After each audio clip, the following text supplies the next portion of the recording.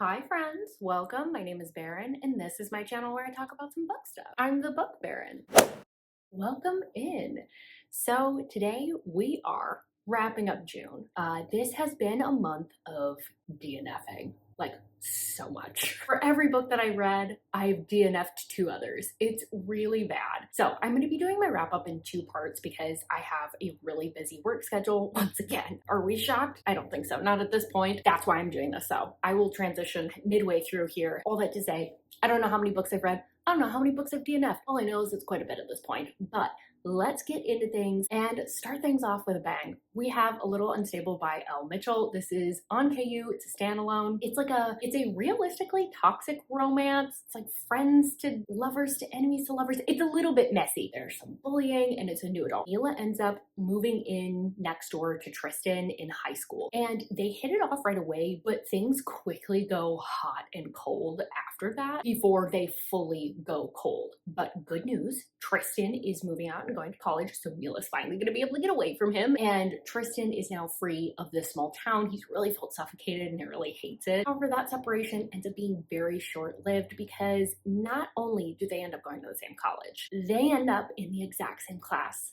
and in that class, they are forced to be lab partners for the semester. Needless to say, the hatred, the tension, the unresolved feelings are all bubbling to the surface. Interestingly enough, this one takes place in the same town as Carved in Scars. Now, there's no like interconnecting pieces at all, but it is like the same small town. But there was something about this book that just emotionally got me. I think like sometimes when I go into like toxic and bully romances, they have this like unhinged, like wild, over the top feel. And something about this one just felt a little bit more like realistic. It reminded me so much of the toxic relationships you actually see during college. The bullying behavior on Tristan's part was not supported by his friends, which I thought was kind of fresh. And I've noticed through some of Elle Mitchell's books, she likes to call out those problematic behaviors that pop up in books that sometimes get like a little bit more romanticized in more of the unhinged ones. It gives it a little bit of a fresh feel, it gives it a more realistic feel, and it's a lot more emotional as a result. One of the things that I really loved is one of the characters has bipolar disorder. I kind of clocked it immediately because I have a loved one that presents in the exact same way as this character. And so I was like, oh, it's so funny. They remind me so much of this person that I care about. And when the diagnosis got revealed, I was like, oh, that's what it is. And then just a note for any spice lovers that are thinking about picking this up, the spice is in there, but it's pretty brief because it's really meant to be more of a culmination used as a tool in the relationship development. So it's not the like muddy feel that you might be used to with other KU books. And my one critique for this book that I've noticed just with Elle Mitchell's writing in general, when there's small talk or when she's kind of getting things set up, the dialogue tends to be a little bit stiffer. Dialogue is totally fine in the majority of the book. But just one thing I want to note that like if you come across like a section that's like that, it's not always like that, I promise. I'm just so impressed with Elle Mitchell at this point. Like I really just love her stuff. Shortly after that, I picked up Without You by Marley Valentine. This is a standalone on KU. It's an contemporary romance, and it's got heavy themes of grief. Deegan lost his brother due to illness like in his like 20s. It just kind of ripped apart his family. They really are dealing with the grief very differently. He has a pretty tense relationship with his family, but Rhett, his brother's boyfriend and their childhood neighbor, is also really going through it, and Rhett kind of wants to help him, sort of sees him as part of the family, sort of sees him as an intruder. So there's this kind of tense relationship. In the aftermath of Deegan's brother's death, him and Rhett really start to come together. They find themselves sort of not even reconnecting, but just kind of connecting for the first time. Also, this, I think this is a really great exploration of grieving and how that can really be tough on relationships. The development of the relationship is very sweet. It felt natural. It's pretty domestic for the most part. It felt like it had direction. It felt like it was going somewhere. Despite there not really being plot, this is very character driven. The second half just really lost steam for me. It lost direction and it felt like we were just getting more them sort of figuring out how to be together long term. But overall, I felt like it was a really solid book, so I'm giving it a rating of 4 stars. Okay, now we're gonna hit a horrific rough patch, so please bear with me. There's some winners later on, I promise. First up, we have Managed by Kristen Callahan. This is on KU. It's the second book in an interconnected series. It's kind of a rock star romance, but not really, so I'll explain. So our heroine gets upgraded to a first class seat. She's going over to London for a job interview. Unfortunately, her seatmate is really annoyed because he intentionally bought 2 seats next to each other so he didn't have to deal with anyone. But she has this way of bantering and getting under his skin, and she's not afraid to make a fool of herself. Eventually, she kind of charms her way into his good graces, and they end up bonding, which is great because he actually manages the band that she's going to interview to do their social media for. A little bit of a complication there. I ended up DNFing this book. I enjoyed the beginning just fine. I loved when they were on the plane.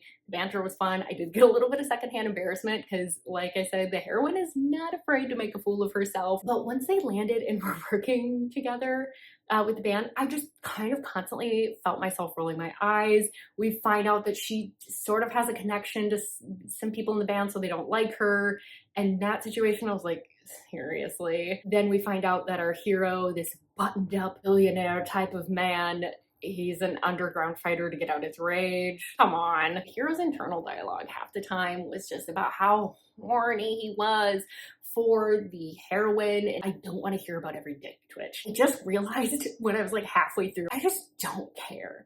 And so I was like, you know what? I'm gonna save myself some time. I'm gonna DNF it, so I'm not gonna rate this one. Then I read Lovely Bad Things, and this is by Trisha Wolfe, which I just realized after reading this book is not the same person as Tracy Wolfe, the person that wrote Crave. So that was a shock. This is the first in the series. It's on KU. It's a dark romance. It's kind of got some like crime drama thriller types of vibes. Basically, Helen is responsible for helping convict Callum, who is a serial killer. But later she is working on a case and she needs some professional insights. She has to turn to Callum because he is an expert in philosophy and the occult. The only problem is that he wants a little something in exchange. He wants a little bit of freedom. So thoughts on this? I didn't know anything about this book going in. I had just seen the cover floating around, people talking about how much they really liked it. So before diving in, I thought that it was going to be more like horror, occult, maybe some paranormal elements. But this is very much just a police investigation. Think like Criminal Minds. It was very slow moving. A lot of it was either them talking or internal processing of the philosophy, of theories, of what certain things mean, and not a lot really happening. I just didn't really feel any tension between the hero and heroine. In fact, I was completely caught off guard when things started escalating physically between them. I was just like, what? When did this happen? Suddenly we're just all over each other and can't stop thinking about one another. Personally, I didn't find the thriller elements very well executed. In fact, when the twist kind of came around, I rolled my eyes and it kind of made me dislike the book even more. And on top of that, with there not being a real paranormal element, the occult part felt really corny and kind of satanic panic to me. So I'm giving it a rating of 2 stars. I'm really disappointed, but you know, sometimes that's just how it goes. Next up was Don't Leave Me by Eden Emery. This is on KU. It's part of an interconnected series. It's a sapphic stepsister, like forbidden romance, and it's got like a sex club sort of setting. I ended up DNFing this book at like 15% in, despite it being on my priority reads for the year. I think it's because the book that I read directly before this, that I'll talk about in a little bit, was a total emotional gut punch. But when I picked this up, the tone of this, it felt a bit corny. Like, I live my life how I want. I'm a playgirl, I guess. I'm above the law type of energy. I think when that was paired with the jobs that both of the heroines have, felt a little corny and not really realistic. One of the heroines is like a cybersecurity expert, but somehow also was doing like cyber crimes and money laundering. And I just like couldn't make any sense of what her actual job was and what she was really doing. I just couldn't roll with it. I'll probably try and pick it up again at some point, but for right now, I'm not gonna rate it. I did DNF it. All right, next up, Coded Chaos by Charity B. So this is on KU. It's the first in a series. It's a billionaire romance with like some themes of like addiction. Basically, the hero's infatuated with the heroine and she's not interested and I think has a drug problem. What I didn't know and why I DNF'd this book after only like a handful of chapters was because I didn't know this was a billionaire romance. I have to be in a really specific mood to read billionaire romances because I don't like the heroes. They just all feel the same. They're like these playboy, bad boy. They're never catching feelings. It's just kind of a snooze fest to me, and just like it's corny. I'm sorry. I feel like billionaire romances. I can't get into them. I DNF'd it, and honestly, it's really tanked my interest. I just don't know if I'll pick this one up again. Now, the cause of all the issues, the cause of all the DNFing that I just did was Pieces We Leave Behind by Elle Mitchell. So this is on KU. It's written as a standalone, but there's technically an associated or interconnected prequel, but you should read it after this book. Hopefully that makes sense. It's a small town new adult romance. The heroine has misfortune befall her in rapid succession. She loses her grandmother, and then she finds out her very loving boyfriend, who was too sick to go to the funeral, is out at a party. Goes to the party. He's cheating on her. And she's like, you know what? There's a lot going on in life right now, and I need a reset. I need to figure out who I am. And so she abruptly abandons her summer plans. She goes to live with her aunt in her mom's sleepy, small mountain town. But things very quickly get complicated because what was supposed to be just a summer to reset ends up being a summer of her really putting down roots. So my thoughts on this. This is very much a character-driven book. It's definitely small town in that there's like small town politics with like the rich people that kind of come in for vacation versus the locals. There's sort of this like lake life type of energy, very much that sleepy mountain town. I really loved this because it was just the heroine trying to figure out who she is. There's pressure from her mom to act a certain way, and it's her just trying to kind of navigate all of that and just also have a little bit of fun before she goes off to college. And her falling in love with the hero has this like kind of sour, tense feel to it because this isn't long term. And so they have these jealous or possessive moments, but they don't feel like they have a right to.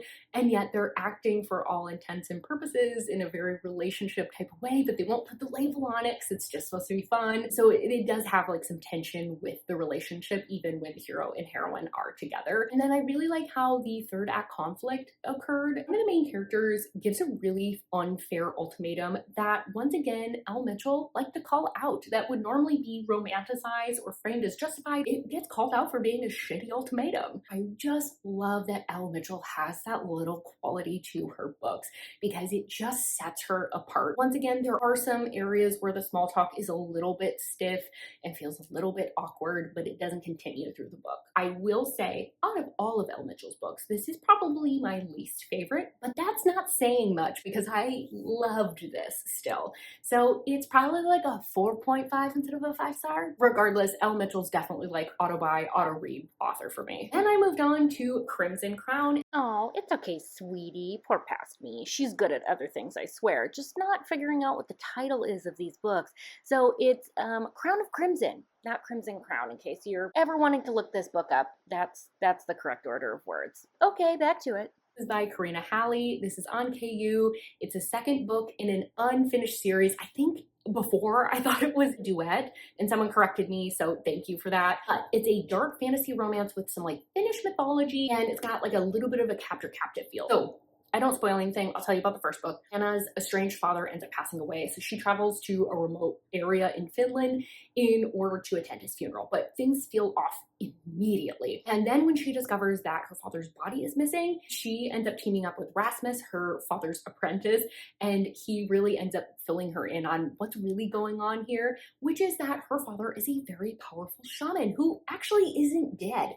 He bartered for more life because he was sick, and he went to the realm of the dead, but he has not come back. So clearly we've encountered some issues, and now she needs to go rescue him. But when she heads in there, she ends up captured. So, like I said, this is the second book, and this definitely, unfortunately, felt like a filler book. So there was some relationship development, which I think was definitely needed, but still leaned very, very spice heavy to the point that I was skipping the spicy scenes because I was like, yeah, we've kind of done this. And I wanted to get to more plot points or information reveals. We get more information that's slowly revealed over the course of the book, but none of it felt like it really propelled the story until we got to the end. And that's where everything happens is in like the last like 20% of this book. But besides that, it really had this meandering feel to it. And I will say, I really got sick of Death's perspective in this book because it's just all about how he feels about the heroine. Everything he's thinking about is like, I'm so proud of her. I'm so mad at her. I hated her. I am horny for her. I felt like he didn't have a personality. For that reason, I'm giving it a rating of 3 stars. This just definitely felt like it was a very unnecessary book. And we moved on to Ecstasy by KV Rose. And this is on KU. It's like a dark, toxic romance with a love triangle. So we have 3. Oh, we are freeze framing that stupidity. 3? Yeah, apparently that's the new number 3. We have 3 people at play here: Zara, Eli, and Alex. And they're all going to the same college and they are on this like destructive path. So Zara has gone to rehab, but she continues with a substance abuse problem. She's really trying to hide it, not get caught by her mom. She is sort of dating Alex, sort of broken up with Alex, and he is a star football player with a horrible temper. We add into the mix Eli, Alex's roommate, and he's a star wrestler for the university, and he has some dark secrets. It's a complete whirlwind of drama, drugs, and destruction. My thoughts on this one. The first few chapters were so intense. You get thrown into the middle and you learn as you go. Like the opening scenes are them at a party together and how it just blows up. There are consent issues, compromising situations, anger issues, drugs. I was so close to DNFing it because I was reading this on a plane in the middle seat. This is not plane material. This is definitely not middle seat material. Oh my God. Please read this in the comfort of your home or an area where people are not going to have eyes on your e-reader because good Lord, there's so many references to drugs, sex, everything. It's a lot. But it was sort of this intense train wreck that I couldn't look away. And after I'd had this kind of like batch of like books that didn't really work out, weren't really pulling me in, I was like, okay, I know we have a lot of issues going on and this is really intense and I'm not sure I'm supposed to like this. However, I'm hooked. I will say, there's no plot to this book whatsoever. It's completely character driven. Everyone sucks. And there is no one worth rooting for, especially in the beginning. It's a complete roller coaster that turns into a character arc with these characters. But there's a lot of complexity with the relationships. From what I know about drug addiction, this felt like it was a pretty fair representation of that. So I say all of that so you are aware going in of the mess you would be getting into and how toxic it is. But this was a 5-star. I can't stop thinking about this book. It just did something for me. I just felt like even though they were gray, they were so realistic, messy, and imperfect. It made me have sympathy for like the messier versions of myself that are much younger. If anyone has read the subsequent books, can you let me know? Do you think it's worth it? Because I felt pretty satisfied with how this wrapped up. Let me know what your thoughts are. Like, is it worth it? Should I do it? Will I like them? Anyway, let's move on. The last one that I have for you is The Blood We Crave by Monty J. This is 2 different books. They're on KU. It's the 3rd and 4th book in the Hollow Boy series, which is a dark new adult, like rich kids. We're back in Ponderosa Springs, the very small town. A lot of rich people, highly political, got some sinister undercurrents. Thatcher is our hero, and he is the son of a serial unaliver. His dad is responsible for the death of our heroine's mother. Hopefully we've tracked that all. Hopefully I said that correctly as well. Since the death of her mother, Lyra has become obsessed with Thatcher. She's a bit of a stalker. But now that a copycat of his father has popped up, their crew of friends is in some significant danger. So my thoughts on this one. We'll start with the first book in the duet, which is the 3rd book in the series. I didn't really feel much for this book. I didn't love it. I didn't hate it. I just didn't really feel anything for it. And I think part of that is maybe because I wasn't connecting with the characters.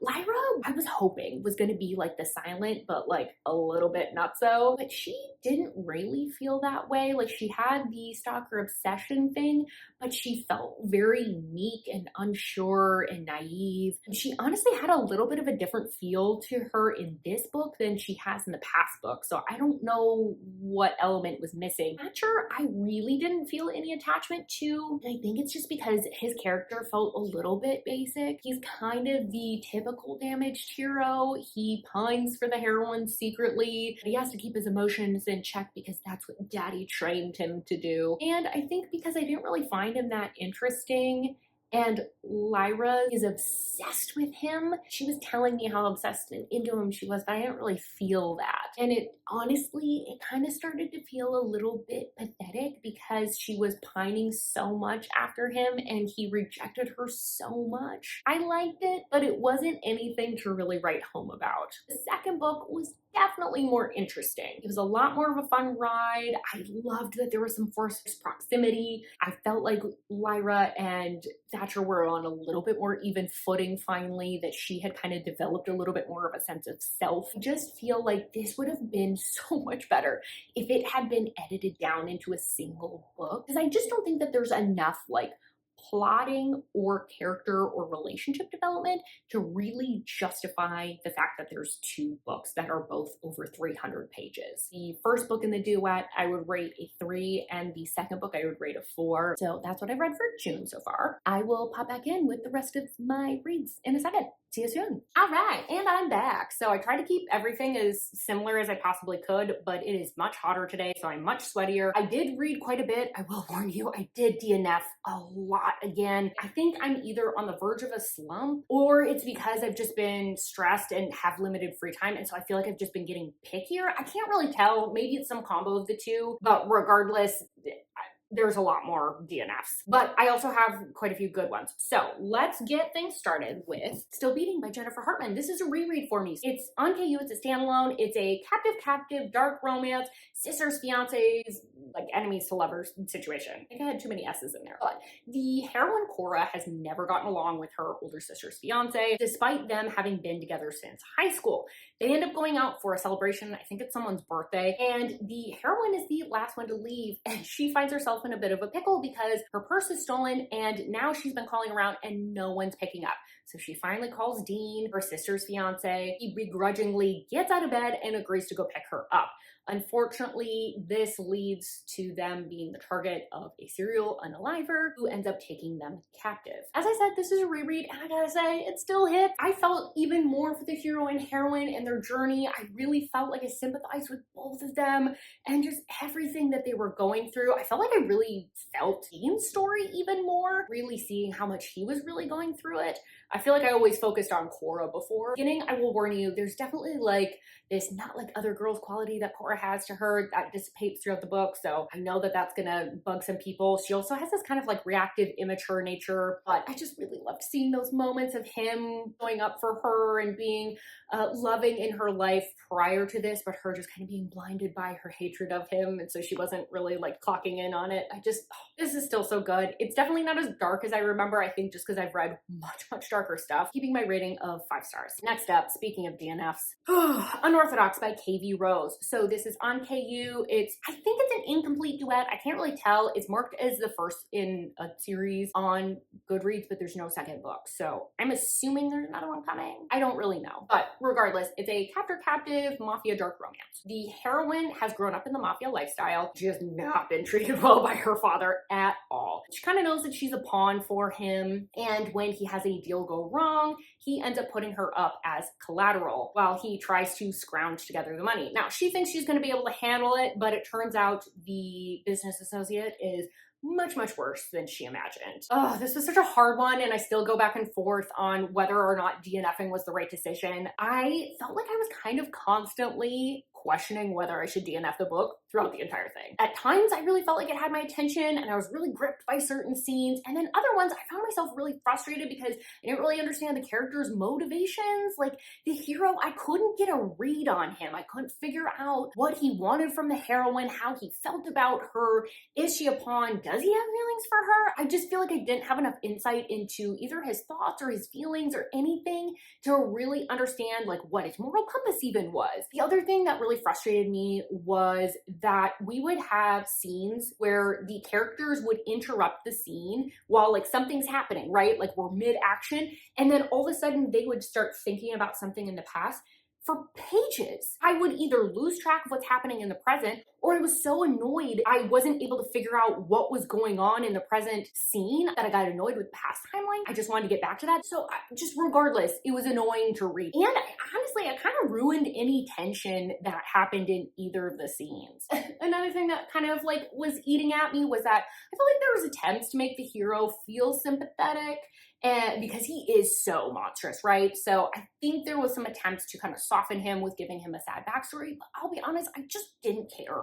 I didn't care about that sad backstory because I kept thinking like, okay, but now you're a big boy and now you can make different decisions and you're still doing the stuff that you were kind of told to do. So I don't know that I feel that bad. It didn't soften me to the hero at all. The final straw was that there was a character death and it was the only character I liked. And so it was just kind of like, you know what? I think I just need to be done. I just need to be done. So I'm not rating it. Next, I read Where We Started by Ashley Munoz. This is on KU. It's the first in a series. It's an MC, romantic suspense, second chance type of book. The heroine's father is the president of a motorcycle club, and she grew up in the club and didn't really love it, was pretty excited to get away from it, and so she became estranged from him. He has now passed away, and so she's back in her hometown for the funeral and also to have the will read out. She finds out through this that she now owns the headquarters for the motorcycle club, which puts her at odds with the new president. That new president is her ex-boyfriend, and he is determined to push her to do what he wants. So my thoughts on this. This was one of those books that was just perfectly executed. It was so well written. I just got like swept up in the whirlwind of this book. I think I binged it in like a day. I thought the author did a spectacular job of really getting you to understand in that past timeline where both the hero and heroine were coming from, why they broke up, and having sympathy for both sides, which I think is kind of hard to pull off. And I think part of how she was able to pull this off was that the past timeline was primarily from the hero's perspective, and the present timeline was primarily from the heroine's perspective. So you get him falling in love, how he'd do anything for her in that past timeline, and you don't have a ton of insight into his feelings in the current timeline. So you're experiencing the confusion, the not understanding. Does he still care about the heroine? Does he not? Seeing that with the heroine, and I think it made that second chance of falling back in love really, really effective. Ultimately, I will say, I don't think this was the most unique motorcycle club or romance in any regard. So it might be one that is like kind of forgettable, but it was really well executed. So I'm giving it a rating of 4 stars. Next up, I read a book that I've been meaning to for a long time. Feathers So Vicious by Liv Zander. This is on KU. This is the first in a duet, and it's a dark fantasy shifter romance with crows. Crow shifters. I mean, you could probably figure that out from the cover. That's fine. This is about a war-torn kingdom where humans and crow shifters, or shifters in general, I guess I should say, are at odds. They've been at war for quite a bit of time, but our heroine is just on the cusp of getting married, and this is going to provide a nice little political alliance for her father. But before that can happen, she is taken by some crow shifters. This puts her at the mercy of a couple of men that despise her father and really end up taking out their anger on her. So, thoughts on this one? I gotta be honest, I think the plot line is a little bit generic. I don't think it's super revolutionary. Heroine's a pawn, and maybe she's been misled this entire time, and maybe her dad's the real villain, and she finds out shifters aren't really that bad.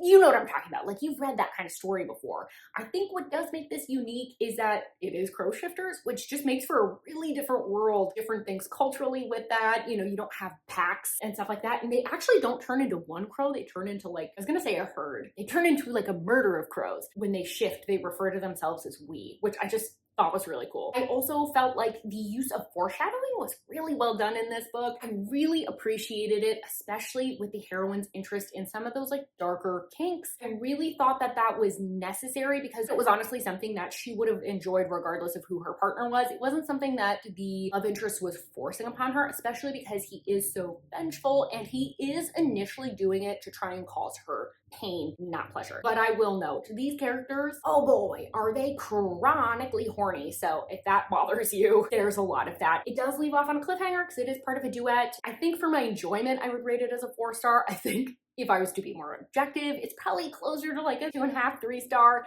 So I'm landing with a 3.5-star for this one. Next up, we have a batch of like 2 really good ones. We have Funny Story by Emily Henry. This is not on KU, it's a standalone, it's a small town contemporary type romance. It doesn't actually have a lot of tropes. We have Daphne, and she was in love. She was planning to marry her fiance Peter. She was perfectly integrated into his life, moved to his hometown. He bought the perfect house, and she got her dream job as a children's librarian. She really thought that they were ready to start their lives. However, Peter ends up coming home from his bachelor party and announces that he's actually in love with Petra, his childhood best friend. That leaves Daphne out on her ass because the house is in Peter's name only. You know who needs a roommate? Petra's ex, Miles. So she ends up moving in with him. They start really bonding over making their exes jealous. Ugh!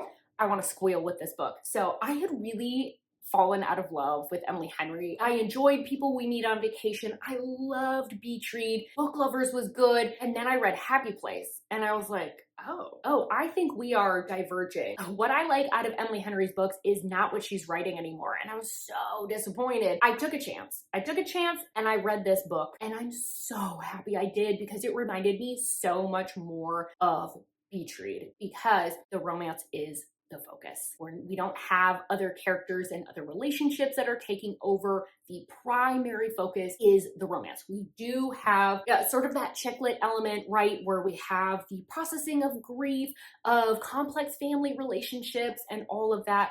But like I said, the focus is the romance. The banter was top tier. The tension was top tier. The way they would rev up and then slam on the brakes. When they got to the actual spicy scene finally, I was ready for them to tear each other's clothes off. Like, I felt as frantic as the hero and heroine were in that scene. I also liked the inclusion of some tough family relationships. Again, I think that just adds like a nice complex quality. I think family relationships are really hard to navigate and I liked the inclusion. I just absolutely adored this book. It was so funny. I was laughing through so much of this book. Like Emily Henry's banter is absolutely top tier. Oh, and to top things off, the compliment the heroine got in her wedding dress that made her buy it was that she looked like Grace Kelly. That is the exact compliment I got in my wedding dress and was the reason I purchased it. So in that way, I feel like Emily Henry and I are married. That doesn't really make any sense, but in my mind it makes sense. Anyways, 5 stars. All right, next up, we have Dance with Death by Bryn Ford. So this is on KU. It's the second in a proper series called The Four Families. The first book is called like Counts of Eight, and it's a captive, extremely dark romance. The premise of the first book, so I don't spoil anything, is that Anya has been serving the Four Families for a while. And the Four Families are like an alliance of 4 organized crime families that have sort of come together. And they have like these quarterly meetings. She ends up being entertainment during these meetings. She's dancing ballet. Amanda has her captive, has completely broken her down. He's very cruel and sadistic, and she's just completely lost hope that she'll ever get out. She does have some companionship in her dance partners, but they often do not live up to her captor's standards and they are let go. That is until she gets her newest dance partner, Ezra.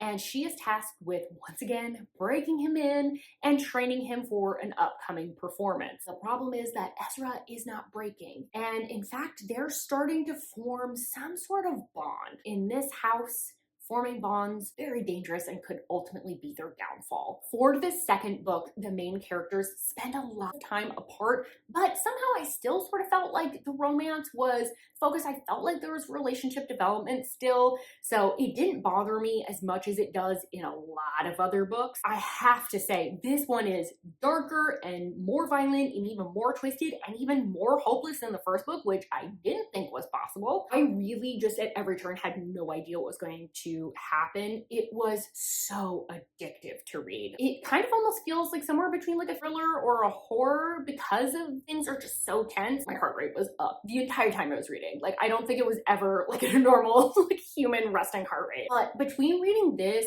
and Funny Story, I just was like, this this is the thing I missed about reading, that like I can't wait to get back to my book. I want to be in that world. I want to know what happens next. And I had that with both of those books, that like obsessive feeling. I have to say, in this book, one last thing, and then I swear I'll be done. I loved the hero's personality in this book. Like I appreciated it in the first book, but in the second book, he really shines because he will do anything to make the heroine smile, to give her a little bit of reprieve, to give her a little bit of hope. He just wants to take that burden from her, and so he will use humor even in the most inappropriate dark circumstances. It made me love those two even more. Easily 5 stars. I think I liked this book more than the first book somehow. I don't really know how that makes any sense. Now we get to another bummer. So we have The Awakening of Ivy Leval by Sierra Simone. This is published wide, and it's the first in a series of these like novellas. So it's a historical romance novella, and it's honestly, it kind of leans more towards erotica. But the premise is that Ivy's brother ends up passing away, which leaves her destitute. Again, we're in a historical context. So luckily her cousin's widower ends up agreeing to take her on, even though they don't have any blood relation. There are some questions around Ivy's cousin's death, but despite him being a man with secrets, she is passionately pulled towards him. This book was so mid, so boring, so unremarkable. I didn't take any notes. I do not even remember if I finished this book or if I got most of the way through and then my library loan came due. I genuinely don't know. We have 2 very horny characters. One of them is Naive, that's the heroine because it's historical. And then we have the hero who has a dark secret, and he's kind of that billionaire type. And his dark secret is that he likes to spank a little during spicy scenes. So really innovative. I just didn't care. I didn't care. Like I said, I don't remember if I even finished this book. 2 stars. I don't remember anything about it. Next up, we have One Hot Italian Summer, and this is by Karina Halley. Another book I've been meaning to read forever. This is on KU. It's a standalone. It's a contemporary romance with like a whisper, a light forbidden element. So the heroine has writer's block. She lost her writing partner very unexpectedly, and she's on a deadline. So she needs to get this bad boy cranked out. So her agent says, you know what? Change of scenery, go to a villa in Tuscany, and just like get your mind off of things. When she gets there, she finds out her agent's ex, Claudio, and her agent's son are already there. He does agree to let her stay. Italy is quickly becoming more of a distraction than a help for her writing. And also, she really shouldn't be getting involved because this is her agent's ex. You know, what's on this? This is perfect for the summer. What is this? Anyway, this is a perfect summer read. It's lots of pools and water and summer dresses and great descriptions of wine and food and the Italian countryside, and it's very low angst, very low tension. A lot of it, the tension is kind of stemming from the heroine's lack of certainty and overthinking of any sort of relationship with the hero. It has a very easy breezy quality to it. It's just very fun feeling. The hero, I think, really stands out because he is excellent with his communication. He's constantly forcing the heroine to speak her mind, talk through things, being upfront, and I really appreciated that because he was constantly like, let's just have a conversation about this. Let's be clear. And he was very genuine with his encouragement and support of the heroine. I also really loved that he defended his ex, who is kind of an icy gal. She is not very sympathetic, but he will not let people talk bad about her, and I just found that really admirable. The one detractor, he does talk a lot about how his Peter likes all of her holes so much. And I think that's just how this author writes her heroes, so just a heads up. I really liked the heroine. I felt like she felt very real, of being unsure, feeling like a fraud. Like I said, this is a really great summer read. I would give this a rating of 4 stars. Next up, I read Unscripted by J.R. Gray. So this is on KU. It's an romance between 2 like movie stars, and there's some mental health themes. Hal has become more and more famous over the years, and him and his wife are kind of like the king and queen of Hollywood at the moment. But that is until she ends up asking for a divorce. So Cal ends up becoming kind of depressed and throws himself into work to escape. And he ends up buying the rights to a show that has a couple of queer characters in it, and he wants to play one of the leads. He ends up finding a lot of friendship and comfort in his co-star. It really forces him to confront some unexamined parts of himself. Thoughts on this? I wanted to like this so bad. This is my second time trying to give this author a go. I think maybe I just need to admit that this author is not for me. I just kept thinking that if I read further into the story that I would start liking it more, and that just didn't really happen. I felt like there was this disconnect between the character's perception of what was happening and who people were and what the story was and what was actually playing out. They were laughing too hard at things that weren't very funny. They were playing up how awkward something was when it didn't really seem that way. Or maybe I'm just really awkward. Maybe that's what's happening. But then also they were like in awe of very mundane things where I was like, calm down. Why are you impressed by the fact that they can do their job? And that kind of continued because there was like this discussion of all these like mixed signals, and it just didn't read that way to me. It felt pretty straightforward, or not so straightforward, you know what I mean? Okay, I'm done. Ultimately, I felt like the story the author thought this was and what was actually playing out were like two slightly different things. And so I couldn't sink into the story. I ended up DNFing this at 30%. I think I just need to say that this author's not for me, which makes me sad. All right, last one. All the Ugly Things by Stacey Lynn. This is our Tainted Love book club pick for this month. The live show is on June 30th at 2 p.m. Pacific time. We're going to do an Instagram live. So Cynthia's going to host it, but I think you can get to it through anyone's profile. All of the information is on my Instagram. You can also find it in the community tab as well.